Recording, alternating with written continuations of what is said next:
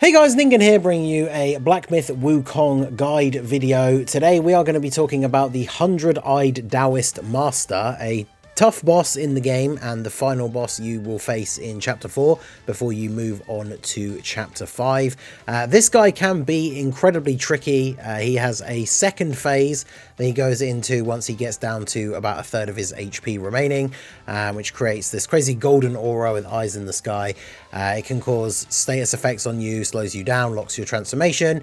He has some very hard-hitting attacks in this phase. It can be very difficult to get through. However, there is a secret item that you can obtain, a vessel that you can equip and then use in battle, the trigger and then click the thumbstick one, and that will actually remove this second phase. So once he goes into it, you can cancel it out completely, and then that makes the fight a little bit easier. So in this video, I'm going to show you guys exactly where you have to go and what you have to do in order to get this. I did myself look up some of the information that was available, and I didn't find one that had as detailed a guide on exactly where to go. Like a lot of the ones I saw were just start from this place here, and it didn't really show how to get to that place. So we're going to start off here from the Webbed Hollow, the original shrine, the first one you find when you get into that area. So you should have that one unlocked, the upper hollow. And then we need to follow the path that I will show you on screen now to get to the next shrine, the Pool of Shattered Jade. Now, the first time I went through the Webbed Hollow, I did miss this completely and just moved on to the next section, had gone all the way to the Temple of Yellow Flowers without finding this, and then had to go back and look for it. So you can follow the path here that I'm going through. Obviously, I am running past all of the enemies just to show the direct route on how to get there, but I would advise taking a look around the area as you go through, as there are some items and like spots to pick up and stuff like that along the way. So do have a good look around, but this is just going to show you exactly where you need to go in order to get to the Pool of Shattered Jade Shrine. There is a nice little meditation spot right next to it as well, so you can scope out the surroundings in some nice detail and get another skill point. So from this Pool of Shattered Jade Shrine, you just follow this path up through here. Find this giant cocoon hanging from the ceiling, and this will trigger a boss fight once you've destroyed it. You just have to hit it a whole bunch of times. It doesn't actually attack back or anything like that. Destroying this will then trigger a boss fight against the Venom Daoist. Now, this guy, not particularly difficult. You just have to make light work of him. Now, one thing to bear in mind, which I actually missed on my first playthrough here, is you can, if you're attacking him, especially from behind, as he has a few attacks that leave him open, you can destroy all of the arms on his back.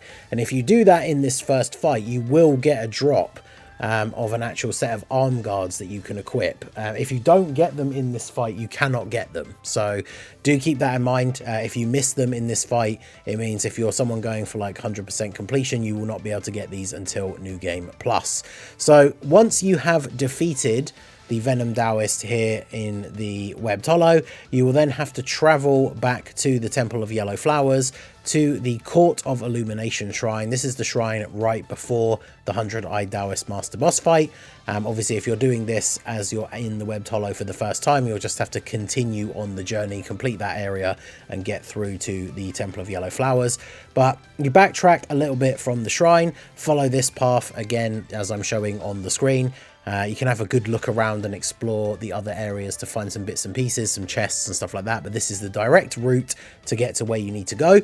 And once you get down into this area here, this is where you will fight the Venom Daoist again for the second time.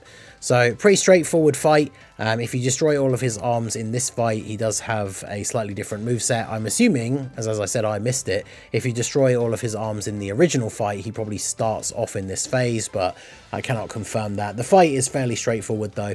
So once you have taken care of this guy, he mentions the item in question that we are looking for, the Weaver'S needle, and opens up a portal, essentially a painting on the wall that you can interact with that will take you to a new area, the Purple Cloud Mountain.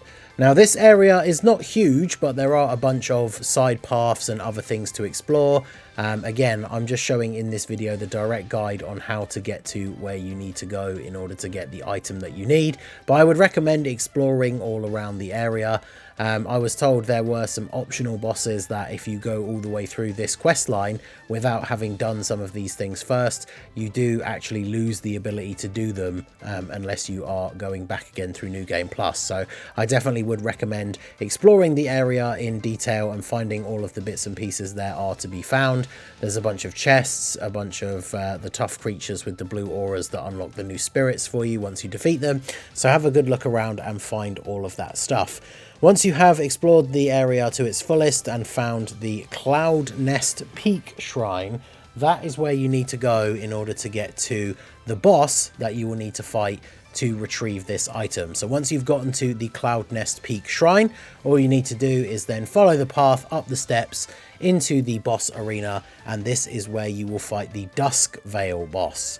Now this guy took me a couple of attempts. Once you get the hang of his moveset and everything, I would say he's not super difficult. You have to be careful of some aerial attacks and some projectiles, but once you are able to take care of this boss, this will unlock for you the Weaver's Needle, and after a cutscene you will be teleported immediately back to the wall in the Temple of Yellow Flowers area that first teleported you into the secret area. You are able to go back in there, so you can still explore the area to find any items and stuff you missed, but as mentioned previously, there is the potential that you will lock some optional boss fights and not be able to do those. So make sure, if you want to get the most out of the first playthrough, fully explore the area before you fight the Dusk Veil. But now that you are back in the Temple of Yellow Flowers area, all you need to do is head back to where you started from, the Court of Illumination Shrine, and from there you can proceed straight into the 100-Eye Daoist Master boss fight. Do the first part of the fight as normal, reduce his health down to around a third remaining. He will activate the cutscene and the second phase, and then essentially I wait until the cutscene because I feel like there is that brief bit where he activates the aura and then he does a couple of quick attacks and then you get the brief little cutscene. I'm not 100% sure whether you can use it then and it works, and I probably wouldn't want to risk trying it in case you activate it and it doesn't work. But once the cutscene is over, you will then be able to activate the vessel immediately. It doesn't have an instant effect because when you use it, the needle itself actually flies out from your character and flies at the boss and comes into contact with him. That cancels out the aura in the sky.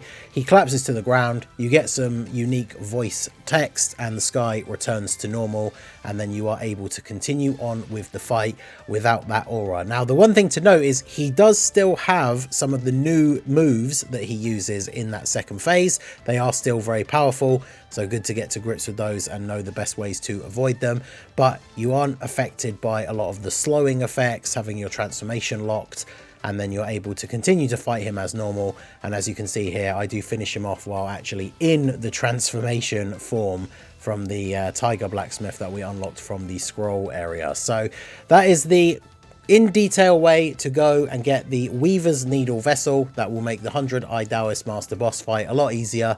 And once you have defeated him, you are done with chapter 4 and can move on to chapter 5. So that is going to be it for the guide video. Make sure you guys check out the playlist. I am uploading my full Wukong playthrough in multiple parts on the channel, so do go check that out. Let me know down below in the comments if you were stuck on this boss and this helped you out. Do hit the like button, subscribe to the channel if you are new, and I will see you all next time.